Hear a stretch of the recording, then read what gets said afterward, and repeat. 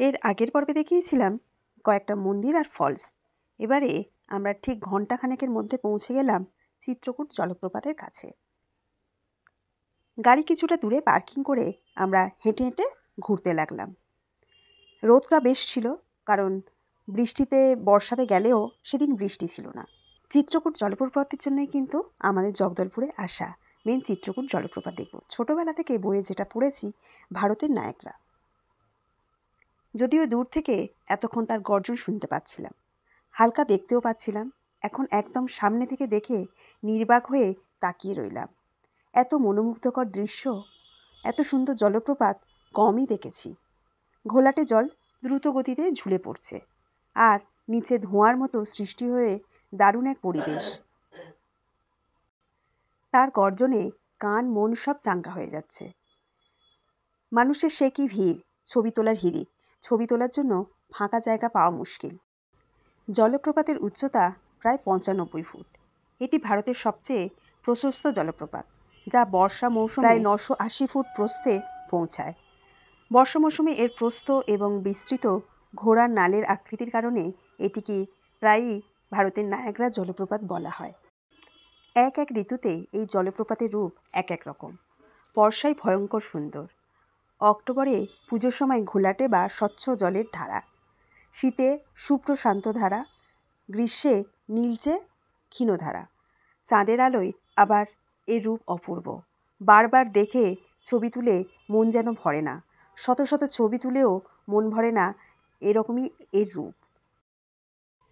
চিত্রকূট জলপ্রপাত বা চিত্রকূট হলো ইন্দ্রাবতী নদীর উপর একটি প্রাকৃতিক জলপ্রপাত, যা ভারতের ছত্তিশগড় রাজ্যের বস্তার জেলার জগদলপুর থেকে প্রায় 38 কিলোমিটার পশ্চিমে অবস্থিত। চিত্রকূট জলপ্রপাতের উপরের অংশ থেকে তারপরে সিঁড়ি দিয়ে নিচে নেমে কিছুটা অংশ গেলেই বেশ সুন্দর দেখা যায়। সেখানে চাইলে জলে নিজেকে ভিজিয়ে নিতে পারেন। শীতকালে এলে নৌকা ভাড়া করে জলপ্রপাতের উৎপত্তিস্থলেও যাওয়া সম্ভব। পড়ন্ত বিকেলে সূর্যাস্তের মলিন আলোয় চিত্রকূট আরও সুন্দর হয়ে ওঠে। এই জলপ্রপাতের কথা অনেক শুনেছিলাম, অনেক দেখেওছিলাম ছবি, আর নিজের চোখে যখন দেখলাম, চোখ সার্থক। এবারে বলি এই ভ্রমণের সেরা সময়। ছত্তিশগড়ের এই সুন্দর প্রাকৃতিক সৃজনী উপভোগ করার শ্রেষ্ঠ সময় হিসাবে বেছে নেওয়া হয়েছে জুলাই থেকে অক্টোবর মাস পর্যন্ত, অর্থাৎ বর্ষাকালীন সময়। এই সময় প্রকৃতির ভয়ঙ্কর সুন্দর ও অবিশ্বাস্য রূপটির প্রত্যক্ষদর্শী থাকতে আপনাকে বর্ষাকালে এখানে আসতে হবে। তবে জলপ্রপাত ছাড়াও পারিপার্শ্বিক প্রাকৃতিক দৃশ্য প্রাণ ভরে উপভোগ করার জন্য এবং প্রকৃতির বিভিন্ন রূপকে ক্যামেরাবন্দি করার জন্য অক্টোবর থেকে ফেব্রুয়ারি মাসটি ভ্রমণের পক্ষে আদর্শ। ভ্রমণের জন্য প্রকৃতিপ্রেমিক মানুষ সাধারণত ঠান্ডার সময় এই জায়গাটিকে বেছে নেয়। ফলস দেখতে দেখতে আমাদের চোখে পড়ল একটি শিব মন্দির। শিব মন্দিরের সামনে গ্রামের মানুষরা নানান হাতের কাজের জিনিস, সবজি, গাছের ফল নিয়ে বিক্রির জন্য পসরা সাজিয়ে বসেছে। আমরা বেশ কিছুক্ষণ সময় এই মন্দিরে কাটিয়ে দিলাম, কারণ এই মন্দির থেকেও ফলস দেখতে বেশ ভালো লাগছিল। দুপুরে লাঞ্চ করার জন্য আমরা দান্দামি রিসর্টে চলে গেলাম। এটি সরকারি প্রপার্টি।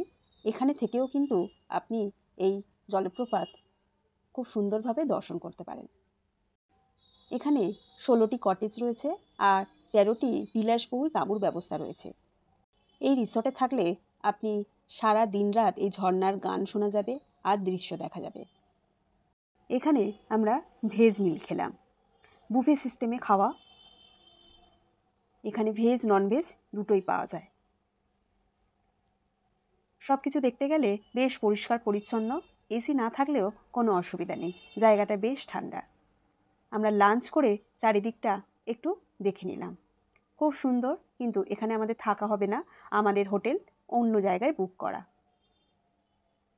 যারা ভাববেন যে এখানে থেকে জলপ্রপাতকে উপভোগ করবেন, তারা অবশ্যই আসবেন ভীষণ সুন্দর এই রিসর্টটি।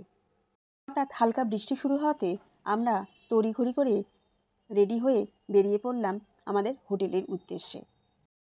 যারা এখানে থাকবেন না, মানে আমাদের মতো বাইরে থেকে এখানে দুপুরে লাঞ্চ করতে আসবেন, তারা কিন্তু নিজেদের গাড়ি নিয়ে ভেতরে প্রবেশ করতে পারেন, সেটা অসুবিধা নেই। আমাদের জানা ছিল না, তাই আমরা হেঁটে হেঁটেই চলে এসেছিলাম। যাওয়ার সময় আমাদের গাড়ি ভেতরে চলে এসেছিল, আমরা গাড়ি করেই ফিরেছি।